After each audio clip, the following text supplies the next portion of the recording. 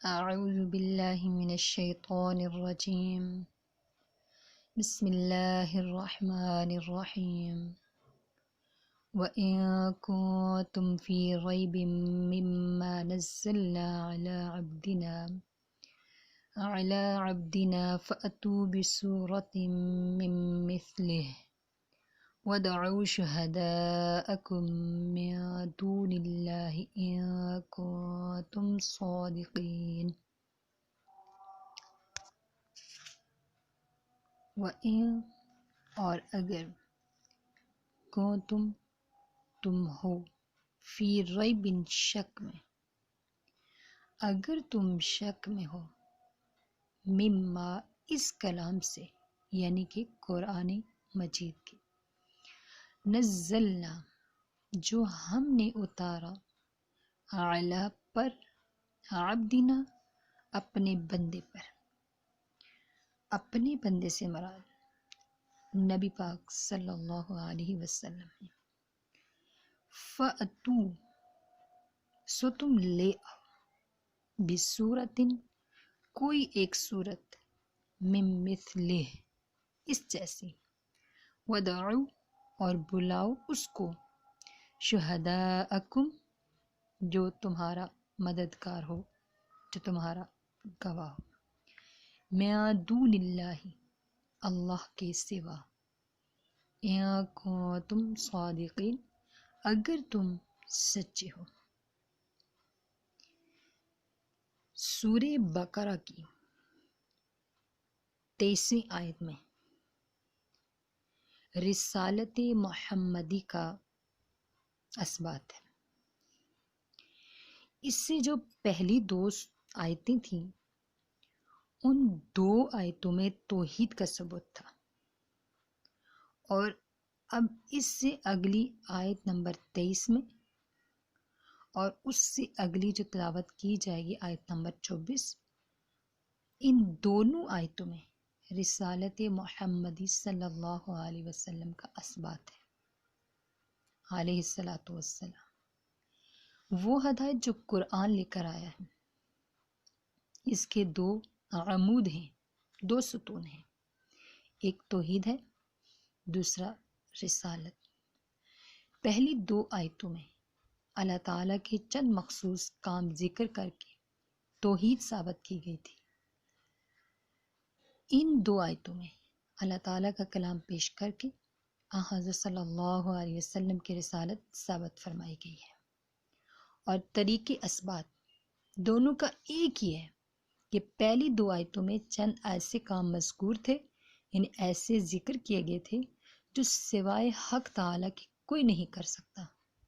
مثلا زمین اور آسمان کا پیدا کرنا، آسمان سے پانی اتارنا، پانی سے پھل پھول پیدا کرنا۔ اور ان دونوں آیتوں میں ایک ایسا کلام پیش کیا گیا ہے جو اللہ تعالیٰ کے سوا کسی دوسرے کا نہیں ہو سکتا، اور نہ کوئی انسانی فرد یا جماعت اس کی مثال اور نظیر لا سکتی ہے۔ جس طرح زمین اور آسمان کی بناوٹ، پانی برسانے اور اس سے پھل پھول نکالنے سے انسانی طاقت کا عاجز ہونا اس کی دلیل تھی کہ یہ کام صرف اللہ رب العزت ہی کی ہے۔ اسی طرح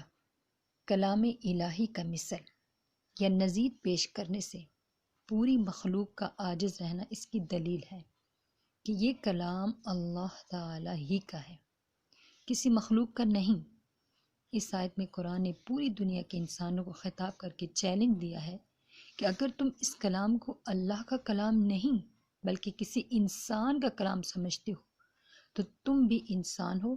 تمہیں بھی ایسا کلام پیش کرنے پر قدرت ہونی چاہیے۔ پورا کلام تو کیا، تم اس کلام کے ایک چھوٹے سے ٹکڑے کی نظیر اور مثال بنا کر دکھلا دو، اور اس پر تمہارے لیے مزید آسانی دی جاتی ہے کہ تنہا کوئی آدمی نہ بنا سکے تو تمہیں اختیار ہے کہ سارے جہاں سے اپنے حمایتی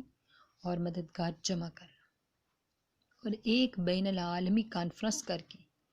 اس قرآن کی چھوٹی سی صورت کی مثال بنا لو۔ پھر اسی پر بس نہیں کیا، دوسری آیت میں ان کو غیرت دلائی کہ تمہاری مجال ہی نہیں کہ اس جیسی ایک صورت بنا سکو۔ پھر عذاب سے ڈرایا کہ جب تم اس کلام کی مثال بنانے سے اپنے عاجز محسوس کرتے ہو، یہ صاف اس کی دلیل ہے کہ یہ انسان کا کلام نہیں، بلکہ ایسی ہستی کا کلام ہے جو تمام مخلوق سے مافوق اور بلند اور بالا ہے، جس کی قدرت کاملہ سب پر حاوی ہے۔ تو پھر اس پر ایمان نہ لانا اپنے ہاتھوں جہنم میں اپنا ٹھکانہ کرنا ہے، لہذا اس سے بچو۔ حاصل یہ ہوا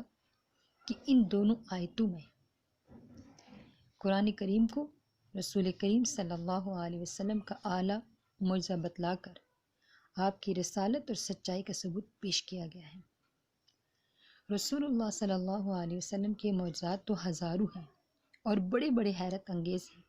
لیکن ان سب میں سے اس جگہ آپ صلی اللہ علیہ وسلم کے علمی معجزے یعنی قرآن کریم کے ذکر پر اکتفا کر کے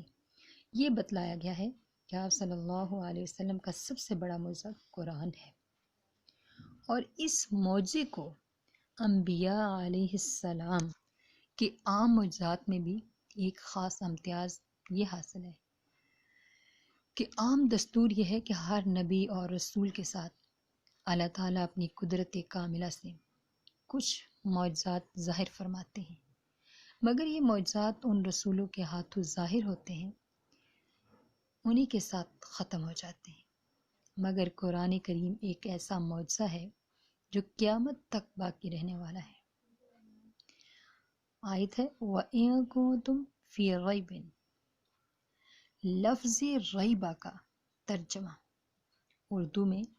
شک کا کیا جاتا ہے، مگر امام راغب اصفہانی نے فرمایا کہ در حقیقت ریبہ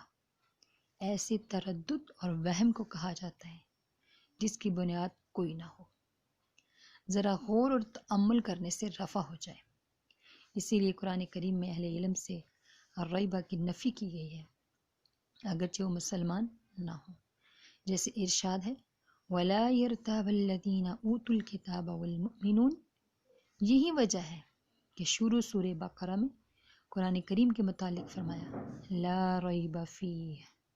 کہ اس میں ریب کی یعنی کسی قسم کے شک و شبہ کی گنجائش نہیں، اور اس آیت میں آ کر فرمایا وَإِن كُنتُمْ فِي رَيْبٍ، یعنی اگر ہو تم کسی تردد میں، جس کا حاصل یہ ہے کہ اگرچہ قرآن کریم اپنے واضح اور معجزانہ دلائل کی بنا پر کسی شک اور تردد کا محل نہیں ہے، لیکن اپنی ناواقفیت سے پھر بھی تمہیں کوئی تردد ہے تو سن لو فَأْتُوا بِسُورَةٍ مِّن مِّثْلِهِ۔ لفظ سورہ اس کے معنی محدود قطع کی، اور سورۃ قرآن اس خاص حصہ قرآن کو کہا جاتا ہے جو بذریعہ وحی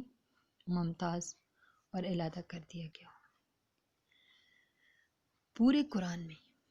اس طرح 114 صورتیں چھوٹی بڑی ہیں، اور اس جگہ لفظ سورت بغیر الف لام کے لانے سے اس طرف اشارہ پایا گیا کہ چھوٹی سی چھوٹی صورت بھی اس حکم میں شامل ہے۔ معنی یہ ہوئے کہ اگر تم اس قرآن کے کلام الہی ہونے میں کوئی تردد ہے اور یہ سمجھتی ہو